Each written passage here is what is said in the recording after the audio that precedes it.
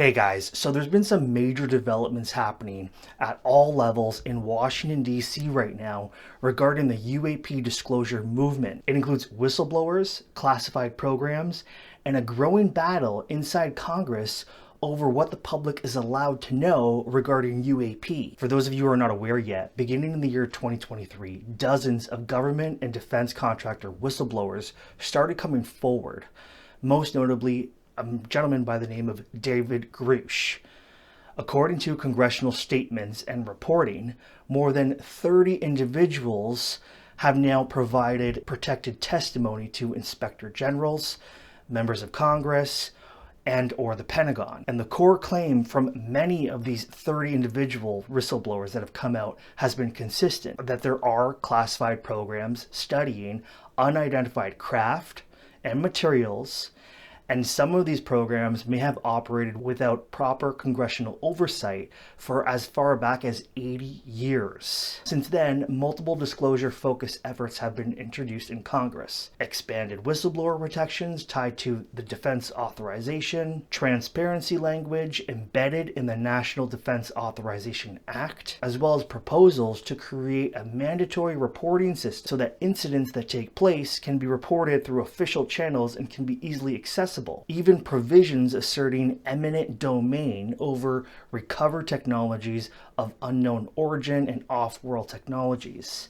And yet, time and time again, the strongest language that are drafted within these bills that are brought forth in Congress are stripped before they even make it to the final passage. And the reason why this really matters is because this isn't just about what these strange lights in the sky are anymore. This is now about power, and it's exposing who's controlled the information all along. Recently, Representative Anna Paulina Luna went on the Joe Rogan podcast to do an interview. Have I seen a portal open? No.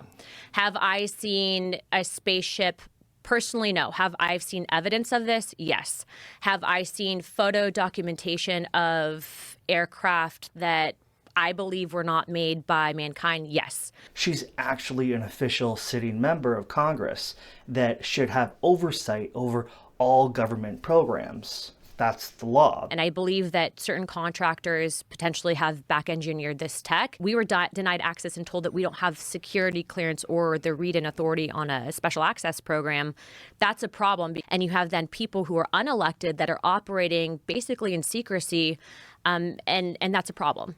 And in this interview with Joe Rogan, she describes exactly what's happening behind the scenes when members like herself, lawmakers, try to push disclosure forward. What she says is that it's not that Congress stood up and voted no because they couldn't come to an agreement on disclosure, because the truth is that the disclosure issue is one of those rare bipartisan issues where Republicans and Democrats have come together and they both want transparency, they both want disclosure. She says that what happens is that the strongest transparency language that shows up in draft form in these bills that they write to put forward later gets either watered down in the process or it gets pushed into committee bottlenecks behind the scenes. It's being stopped because certain gatekeepers inside the congressional system can kill it before it even reaches to the floor or to the public where journalists can actually report on it in legitimate channels. If this is being blocked behind the scenes, it raises a much bigger question. It implies that they are protecting classified programs that involve defense contractors and don't want oversight to expose illegal compartmentalization, unauthorized special access program activity, or misappropriated funds, in other words. And here's where it gets even more interesting. When Luna tells Joe Rogan, the chairman of Intel, she's referring to the chairman of the House Intelligence Committee. And at that time, the chairman of the House Intelligence Committee was Representative Mike Turner of Ohio, who is also due for re-election in November 2026. It's been widely known among disclosure circles in Washington that Representative Mike Turner is highly against any kind of form of disclosure regarding the UAP issue. Why would the chairman of intelligence want to stop UAP reporting legislation from ever reaching the floor? If it's a national security issue, then of course it needs to be addressed. And this is exactly why whistleblower protections are the real battlefield in this issue. Because classified programs don't reveal themselves.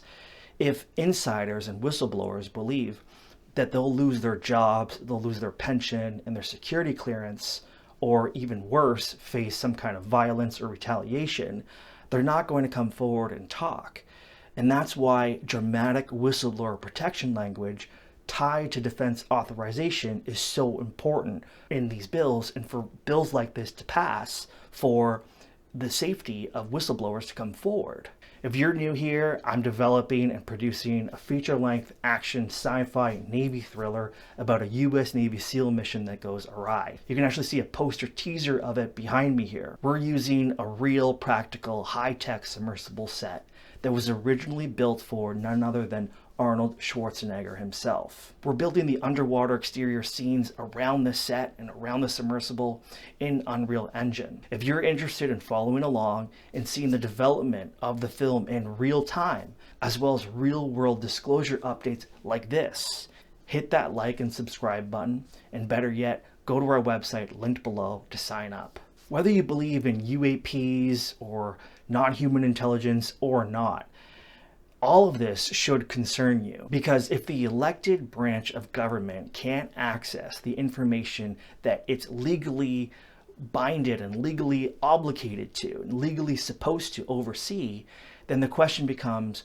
who's actually running the system behind the scenes that are stopping this?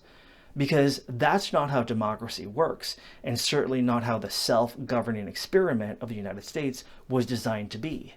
The law states that the elected branch of government oversees everything, even special access programs and the deeper unacknowledged special access programs. Some legal and constitutional experts in Washington argue that if there are any special access programs, as they call them, or unacknowledged special access programs, which we've heard of tied to these programs, that were conceived and have been operating outside of the purview of congressional oversight, then technically they are completely illegal. And any NDA that they have signed with one of their employees that could become a whistleblower could be completely void and unenforceable, because you can't have an illegal organization or an illegal operation and use the laws of the land to protect and enforce their own contracts. I think it's fair to say that over the next few months, it's going to be a very exciting time for all of us. It's highly likely that we'll be seeing new UAP transparency bills being introduced that actually have teeth. So the next major breakthrough in the UAP news might not come from a viral clip of UAP in the sky. It might come from on the ground, a piece of legislation that forces reporting, forces testimony, and forces official documentation that we all can have access to. If you want more UAP briefings like this, hit that like and subscribe button. Hope you guys enjoyed this one. I'll see you on the next one.